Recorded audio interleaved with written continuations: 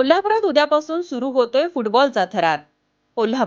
कोल्हापूरकरांची अस्मिता असणाऱ्या कोल्हापुरी फुटबॉल हंगाम कोरोनामुळे गेली 2 वर्ष बंद होता. या हंगामाची सुरुवात तब्बल 2 वर्षांनी उद्या दिनांक 11/2/2022 शुक्रवारपासून होत आहे.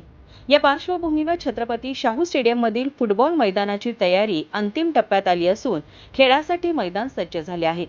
मैदान पाहण्यासाठी मुले उत्साहाने मैदान बघायला येत आहेत. तसेच पहिल्यांदाच कोरोनाच्या प्रादुर्भावामुळे विनाप्रवेश सामने होणार आहेत. यावेळी मागील सीझनचे महापौर चषक मधील उपांत्य सामना व अंतिम सामना खेळवण्यात येणार आहे.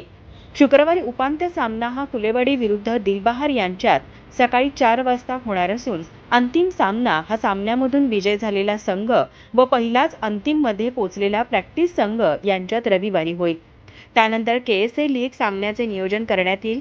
तसेच पुढील हंगामासाठी सर्व संघाच्या खेळाडूंनी सराव सुरू केला आहे.